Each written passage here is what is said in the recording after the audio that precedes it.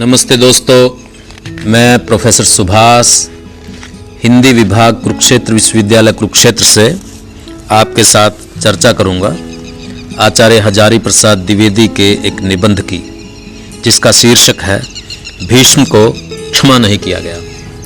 दोस्तों, भीष्म महाभारत के एक ऐसे पात्र हैं जिनको भीष्म पितामह भी कहा जाता है और जो अपनी दृढ़ प्रतिज्ञा के कारण जाने जाते हैं।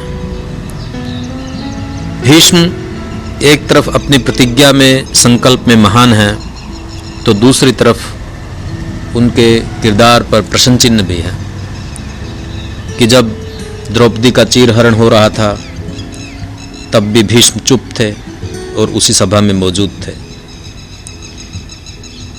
इस तरह के अनेक सवाल भीष्म के साथ जुड़े हुए हैं। इतने महान बहादुर योद्धा होते हुए भी आखिर भीष्म को वह दर्जा क्यों नहीं दिया गया, एक अवतार का, एक महानता का? आखिर इसके पीछे भारतीय चेतना की, भारतीय चिंता की क्या सोच रही है? अनेक पात्र महाभारत में इस तरह से अपने अंतर्द्वंद्वों को लिए हुए हैं और उसकी सामाजिक छवि, और बाद में जिस तरह से उसको भारतीय जनता ने स्वीकृत किया। अनेक पात्र हैं हमारे साहित्य में, भीष्म हो चाहे विभीषण हो, रामायण के पात्र, राम के इतने उच्च कोटि के भक्त होते हुए भी, राम के प्रति वफादार होते हुए भी समाज में विभीषण को कभी भी पूज्य और आदरणीय नहीं माना गया। इसी तरह से भीष्म दृढ़ प्रतिज्ञ होते हुए भी समाज में उनकी क्या छवि है, उन पे इस तरह के संदेह क्यों हैं, इसके बारे में यह लेख हमारा ध्यान आकर्षित करता है और इसके माध्यम से हम अपनी परंपरा के जो द्वंद्व है और जिन मूल्यों में टकराहट है उसकी तरफ हमारा ध्यान आकर्षित करता है। तो प्रस्तुत है दोस्तों, भीष्म को क्षमा नहीं किया गया। मेरे एक मित्र हैं, बड़े विद्वान, स्पष्टवादी और नीतिमान। वह इस राज्य के बहुत प्रतिष्ठित नागरिक हैं। उनसे मिलने सदा नई स्फूर्ति मिलती है। भविष्य इसे उसी तरह क्षमा नहीं करेगा जिस प्रकार भीष्म पितामह को क्षमा नहीं किया गया। मैं थोड़ी देर तक अभिभूत होकर सुनता रहा और मन में पाप बोध का भी एहसास हुआ। सोचता रहा, कुछ करना चाहिए, नहीं तो भविष्य क्षमा नहीं करेगा। वर्तमान ही कौन क्षमा कर रहा है? काफी देर तक मैं परेशान रहा। चुप रहना ठीक नहीं है। कमबख्त भविष्य कभी माफ नहीं करेगा। उसकी सीमा भी तो कोई नहीं है। 5000 वर्ष बीत गए और अब तक बेचारे भीष्म पितामह को क्षमा नहीं किया गया। भविष्य विकट असहिष्णु है। काफी देर बाद भ्रम दूर हुआ। मैं भीष्म नहीं हूं। अगर हिंदी में लिखने वाला कोई भीष्म हो जाता हो तो भी मुझे कौन पूछता है। बहुत ज्ञानी गुणी भरे पड़े हैं। मुझसे अवस्था में, ज्ञान में, प्रतिभा में बहुत आगे। मुझे कोई डर नहीं है। भविष्य नामक महादुरंत अज्ञात मुझे किसी गिनती में लेने वाला नहीं है। डरना हो तो वे ही लोग डरें जिनकी गिनती हो सकती है। तुम क्यों घबराते हो मनसाराम? तुम तो न 3 में न 13 में। बड़ी राहत मिली इस यथार्थ बोध से, मगर यह स्वीकार कर लेना चाहिए कि थोड़ी देर के लिए ही सही भीष्म मुझ पर छाए रहे। प्राचीन काल में भीष्म जैसा धर्मज्ञ और ज्ञानी खोजना कठिन है। महाभारत का शांति पर्व इसका गवाह है। कोई समस्या तो भले आदमी ने छोड़ी नहीं। प्राचीन काल के ज्ञानियों में भीष्म मुझे सबसे अधिक प्रभावित करते हैं, अपने अगाध इतिहास बोध के कारण। युधिष्ठिर के हर प्रश्न के उत्तर में वह प्राय यह कहकर शुरू करते हैं, अत्र अपि उदाहरन्ति इतिहासम पुरातनम। यहाँ भी लोग इस पुराने इतिहास की नज़ीर देते हैं। किस प्रकार पुराने इतिहास से वह वर्तमान समस्या के सही स्वरूप का उद्घाटन करते हैं और उसका विकास क्रम समझा देते हैं। वह चकित कर देता है। हर प्रश्न के तह में जाने की उनकी पद्धति आधुनिक युग में भी उपयोगी है। ज्ञान और धर्म के सच्चे रूप को पहचानने में उन्हें कमाल की सफलता मिली थी। यह कहना गलत होगा कि भीष्म के प्रति भारतवर्ष ने कृतज्ञता नहीं दिखाई। आज भी श्रद्धावान लोग भीष्माष्टमी को अपनी श्रद्धा उनके प्रति निवेदन करते ही हैं। परंतु जिस समय मेरे मित्र अत्यंत प्रभावशाली शैली में भीष्म को मेरे ऊपर आरोपित कर रहे थे, उस समय थोड़ी देर के लिए भीष्म का आवेश सचमुच मेरे ऊपर आ गया था। प्रभावशाली भाषा में जादू शक्ति होती है, उसी से कवि पाठक को अभिभूत करता है, वक्ता उसी के बल पर श्रोता पर छा जाता है। मैं भी कुछ आविष्ट हुआ। भीष्म की ही शैली में बोलने की प्रेरणा जागृत हुई। अत्रापि उदाहरणतिम इतिहासम पुरातनम, एक पुराना इतिहास मुझे भी स्मरण हो आया था। वह इतिहास यह है, बात सन 35-36 की है। मैं उन दिनों शांति निकेतन में था। एक दिन प्रातः भ्रमण के लिए निकला था। मैं साधारणतः प्रातः भ्रमण के लिए तभी निकलता हूँ जब किसी ऐसे उत्साही घुमक्कड़ से जो श्रद्धेय कोटि के होते हैं प्रेरणा मिलती है। उन दिनों श्रद्धेय आचार्य क्षिति मोहन सेन की प्रेरणा से प्रातः भ्रमण के लिए निकलता था। सही बात तो यह है कि निकलते वह थे, मैं पीछे हो लेता था। तो उस दिन भी मैं उनके साथ ही निकला। भाग्य उस दिन प्रसन्न था। देखा गुरुदेव धीरे धीरे अपने बगीचे में टहल रहे थे, कुछ गंभीर मुद्रा में थे। आचार्य सेन ने कहा, चलो प्रणाम कर लें। वह आगे चले, मैं पीछे पीछे। धीरे धीरे दबे पांव हम लोग उनके पास पहुंच गए। चरण छूकर प्रणाम निवेदन किया। उनका ध्यान भंग हुआ, देखकर प्रसन्न हुए। उन्होंने उस दिन मुझे संबोधित करके कहा, तुमने कभी सोचा है कि भीष्म को अवतार क्यों नहीं माना गया और श्री कृष्ण को ही क्यों अवतार के रूप में सम्मान दिया गया? मैंने कभी ऐसा सोचा ही नहीं था। क्या जवाब देता? मैं मन ही मन अपने सोचने की शक्ति की दृढ़ता पर लज्जित हो रहा था। आचार्य सेन ने रक्षा की। वह बोले, हम लोग तो ऐसे प्रश्नों का उत्तर आपसे ही सुनने की आशा रखते हैं। गुरुदेव ने हंसते हुए कहा, आपने तो कुछ सोचा ही होगा, मगर मैं इस पंडित को ही छेड़ना चाहता था। अभी नौजवान है, नया खून है, मार खाने की अभी शक्ति है। मेरी पीठ तो जर्जर हो चुकी है। कहकर गुरुदेव खूब प्रसन्न भाव से हंसे। मैंने विनीत भाव से कहा, ऐसा प्रश्न तो मेरे मन में कभी उठा ही नहीं, परंतु आप कहते हैं तो सोचूंगा। परंतु क्या सोचूं, यह बता दें। गुरुदेव के शब्द याद नहीं हैं, पर उनके कथन की मेरे मन पर जो छाप रह गई वह यह है कि शरशैया पर पड़े भीष्म ने जब भयंकर नरसंहार देखा होगा, उनके जैसे ज्ञानी के मन में अपनी प्रतिज्ञा, अपने प्रवृत्ति परिणाम आदि बातें क्या उठी नहीं होंगी? मैंने सोचना शुरू किया था। कई प्रतिभाशाली मित्रों से भी सोचने को कहा था, पर सोचता ही रह गया। जिन्होंने सोचने के लिए उकसाया था वह चले गए। आज मेरे मित्र ने कहा, भीष्म को क्षमा नहीं किया गया। बात फिर उमड़कर नए रूप में मानस पटल पर हहरा उठी। लहराई तो क्या होगी। भीष्म सरसैया पर सोए उपयुक्त काल की प्रतीक्षा कर रहे थे, मरने के लिए। जैसे तैसे, जब तब, जहां तहां मरना भी ठीक नहीं होता। उचित मुहूर्त में मरना चाहिए। साधारण मनुष्य मुहूर्त का विचार किए बिना ही मर जाते हैं। भीष्म ऐसे नहीं थे। उन्हें इच्छा मृत्यु का वरदान प्राप्त था।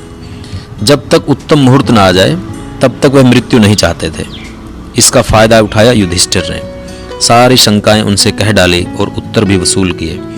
मेरे एक आदि गुरु ने सरसैया वाली कहानी सुनाई थी। उनके कहने का मतलब था कि भीष्म पितामह अनेक बाणों की नोक पर सोए हुए थे। उनका तकिया भी बाणों की नोक का ही था। मेरा बालक मन बहुत व्याकुल हो गया था। वह 1000 ब्रह्मचारी रहे हों, उन्हें बाणों की नोक तो चुभती ही होगी। बेचारे वृद्ध करवट भी नहीं बदल पाते होंगे। जब बदलते होंगे तब बाण बुरी तरह चुभ जाते होंगे और उसी में युधिष्ठिर प्रश्नों की बौछार कर रहे होंगे। यद्यपि युधिष्ठिर तो दयालु थे, तथापि उस समय थोड़ी और दया दिखाते तो क्या बिगड़ जाता। मैं जब उस दृश्य की कल्पना करता था तब मुझे बड़ी पीड़ा होती थी, पर दूसरे बच्चे ब्रह्मचर्य की महिमा का अनुभव करते थे और प्रसन्न होते थे। उनकी दृष्टि में ब्रह्मचारी के लिए यह कोई कष्ट की बात ही नहीं थी। मैं भी उसकी महिमा तो समझता था, पर न जाने क्यों मेरा मन दुखी हो उठता था। बाद में मेरे एक विद्वान बुजुर्ग ने बताया कि शर सरकंडे को कहते हैं, उसी से बाण बनते थे, इसलिए शर का अर्थ बाण हो गया। भीष्म वस्तुतः बाणों की नोक पर नहीं, सरकंडों की चटाई पर लेटे थे। यह व्याख्या ठीक है या नहीं, पर मेरे बालक मन को इससे बड़ी राहत मिली थी। सो भीष्म सरसैया पर थे, अर्थात सरकंडों की चटाई पर लेटे हुए थे। वैसे जर्जर वृद्ध के लिए यह भी कम कठोर तसैया नहीं थी, पर चुभने वाली नहीं होगी। समर्थ पोत्रों ने उसे कुछ तो तरीके से बनवाया ही होगा। युधिष्ठिर ने अच्छा ही किया जो उनका मन बातचीत में उलझाए रखा। परंतु जब युधिष्ठिर और अन्य लोग उन्हें विश्राम करने के लिए छोड़कर चले जाते होंगे, तब एकांत में इस बूढ़े के मन में क्या चिंता रहती होगी। कुछ तो सोचते ही होंगे। श्रद्धालु लोग तो कहेंगे वह तुरंत ब्राह्मी स्थिति में चले जाते होंगे। भगवान कृष्ण ने तो कहा ही है कि ब्राह्मी स्थिति प्राप्त हो जाने पर कोई मोह होता ही नहीं। पर जिन्हें श्रद्धा का इतना संबल प्राप्त नहीं है वे क्या करें? उन्हें लगता है भीष्म जैसा ज्ञानी भी कुछ सोचता जरूर होगा। गुरुदेव पूछते हैं कि भीष्म को अवतार क्यों नहीं माना गया। मेरे यह मित्र कहते हैं कि भीष्म को क्षमा नहीं किया गया। क्या दोनों बातों का अर्थ एक ही है? शायद भीष्म को क्षमा नहीं किया गया इसीलिए उन्हें अवतार नहीं माना गया। कुछ बात है अवश्य। भारतवर्ष किसी बात पर मौन भी रह जाता है तो उसका कुछ अर्थ होता है। किसी ने नहीं कहा कि भीष्म को अमुक अमुक कारणों से अवतार नहीं माना गया और श्री कृष्ण को अमुक अमुक कारणों से अवतार माना गया। एक को विष्णु का अवतार नहीं कहा गया क्योंकि वह नहीं थे, एक को मान लिया गया क्योंकि वस्तुतः थे। हमारे मनीषियों ने इसी ढंग से सोचा है। दिनकर जी महामना और उदार कवि थे। उनसे क्षमा मिल जाने की आशा से इतना तो कहा ही जा सकता है कि भीष्म अपने बम भोलानाथ गुरु परशुराम से अधिक संतुलित, विचारवान और ज्ञानी थे। पुराने रिकॉर्ड कुछ ऐसा सोचने को मजबूर करते हैं। फिर भी परशुराम को 10 अवतारों में गिन लिया गया और बेचारे भीष्म को ऐसा कोई गौरव नहीं दिया गया। क्या कारण हो सकता? एकांत में भीष्म सरकंडों की चारपाई पर लेटे लेटे अपने बारे में सोचते नहीं होंगे क्या? मेरा मन कहता है जरूर सोचते होंगे। भीष्म ने कभी बचपन में पिता की गलत आकांक्षाओं की तृप्ति के लिए भीष्म प्रतिज्ञा की थी। वह आजीवन विवाह नहीं करेंगे, अर्थात इस संभावना को ही नष्ट कर देंगे कि उनके पुत्र होगा और वह या उसकी संतान कुरुवंश के सिंहासन पर दावा करेगी। प्रतिज्ञा सचमुच भीष्म थी। कहते हैं कि इस भीष्म प्रतिज्ञा के कारण ही वह देवदत्त से भीष्म बने। यद्यपि चित्रवीर्य और विचित्रवीर्य तक तो कौरव रक्त रह गया था, तथापि बाद में वास्तविक कौरव रक्त समाप्त हो गया। केवल कानूनी कौरव वंश चलता रहा। जीवन के अंतिम दिनों में इतिहास मर्मज्ञ भीष्म को यह बात क्या खली नहीं होगी? भीष्म को अगर यह बात नहीं खली तो और भी बुरा हुआ। परशुराम चाहे ज्ञान विज्ञान की जानकारी का बोझ ढोने में भीष्म के समकक्ष न रहे हों, पर सीधी बात को सीधे समझने में निश्चय ही वह उनसे बहुत आगे थे। वह भी ब्रह्मचारी थे, बाल ब्रह्मचारी। पर भीष्म जब अपने निर्वीर्य भाइयों के लिए कन्या हरण कर लाए और एक कन्या को अविवाहित रहने को बाध्य किया, तब उन्होंने भीष्म के इस अशोभन कार्य को क्षमा नहीं किया। समझाने बुझाने तक ही नहीं रुके, लड़ाई भी की, पर भीष्म अपनी प्रतिज्ञा के शब्दों से चिपटे ही रहे। वह भविष्य नहीं देख सके, वह लोक कल्याण को नहीं समझ सके। फलतः अपहृता अपमानित कन्या जल मरी। नारद जी भी ब्रह्मचारी थे। उन्होंने सत्य के बारे में शब्दों पर चिपटने को नहीं, सबके हित या कल्याण को अधिक जरूरी समझा था। सतस्य वचनम श्रेय सत्यादपि हितम वदेत। भीष्म ने दूसरे पक्ष की उपेक्षा की थी। वह सतस्य वचनम को हित से अधिक महत्व दे गए। श्री कृष्ण ने ठीक इससे उल्टा आचरण किया। प्रतिज्ञा में सतस्य वचनम की अपेक्षा हितम को अधिक महत्व दिया। क्या भारतीय सामूहिक चित्त ने भी उन्हें पूर्ण अवतार मानकर इसी पक्ष को अपना मौन समर्थन दिया है? एक बार गलत सही जो कह दिया उसी से चिपट जाना भीषण हो सकता है, हितकर नहीं। भीष्म ने भीषण को ही चुना था। भीष्म और द्रोण भी द्रौपदी का अपमान देखकर भी क्यों चुप रह गए? द्रोण गरीब अध्यापक थे, बाल बच्चे वाले थे। गरीब ऐसे कि गाय भी नहीं पाल सकते थे। बेचारी ब्राह्मणी को चावल का पानी देकर दूध मांगने वाले बच्चे को फुसलाना पड़ा था। उसी अवस्था में फिर लौट जाने का साहस कम लोगों में होता है। पर भीष्म तो पितामह थे, उन्हें बाल बच्चों की फिक्र भी नहीं थी। भीष्म को क्या परवाह थी? एक कल्पना यह की जा सकती है कि महाभारत की कहानी जिस रूप में प्राप्त है वह उसका बाद का परिवर्तित रूप है। शायद पूरी कहानी जैसी थी वैसी नहीं मिली है, लेकिन आजकल के लोगों को आप जो चाहे कह लें, पुराने इतिहासकार इतना गिरे हुए नहीं होंगे कि पूरा इतिहास ही उलट दें। सो इस कल्पना से भी भीष्म की चुप्पी समझ में नहीं आती। इतना सच जान पड़ता है कि भीष्म में कर्तव्य अकर्तव्य के निर्णय में कहीं कोई कमजोरी थी। वह उचित अवसर पर उचित निर्णय नहीं ले पाते थे। यद्यपि वह जानते बहुत थे, तथापि कुछ निर्णय नहीं ले पाते थे। उन्हें अवतार न मानना ठीक ही हुआ। आजकल भी ऐसे बहुत विद्वान मिल जाएंगे जो जानते बहुत हैं, करते कुछ भी नहीं।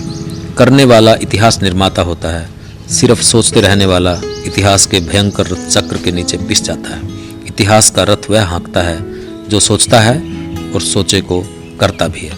दोस्तों, ये था एक निबंध आचार्य हजारी प्रसाद द्विवेदी का, और इस निबंध के माध्यम से उन्होंने भीष्म, परशुराम, नारद, इन सब चरित्रों के माध्यम से जो जन जन की चेतना का हिस्सा हैं, करनी और कथनी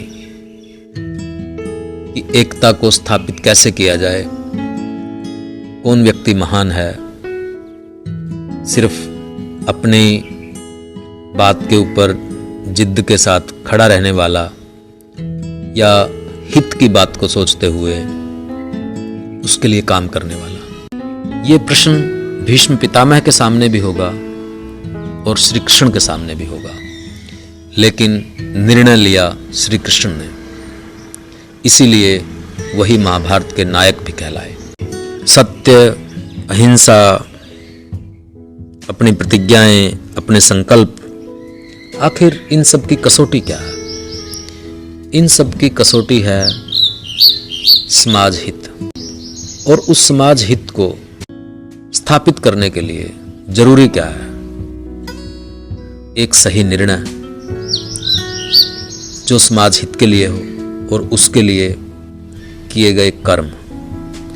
जो व्यक्ति जितना जानता है, यदि उसके अनुसार कर्म नहीं करता तो भीष्म की तरह कभी क्षमा नहीं किया जाएगा। विशेष तौर पे जो समाज के बुद्धिजीवी हैं, जो समाज को समझते हैं, जो समाज की दिशा को समझते हैं, सत्ता के चरित्र को समझते हैं, अपमान को समझते हैं, शोषण को समझते हैं,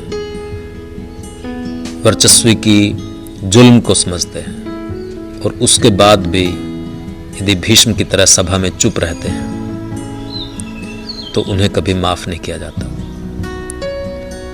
ये निबंध बुद्धिजीवियों के लिए, विचारशील लोगों के लिए एक पाठ है, एक सीख है। अमरता ज्ञान से नहीं, अमरता प्राप्त होती है सही बात को सही समय पर कहने से और करने से। जब तक ये साहस पैदा नहीं होता, तब तक विद्या, ज्ञान, बल सब बेकार है। भीष्म का चरित्र इसकी ओर संकेत करता है। दोस्तों, उम्मीद है आपको ये निबंध पसंद आया होगा। आप इसे आगे बढ़ाइए। मिलते हैं किसी और इसी तरह के विचारोत्तेजक निबंध के साथ। तब तक के लिए धन्यवाद।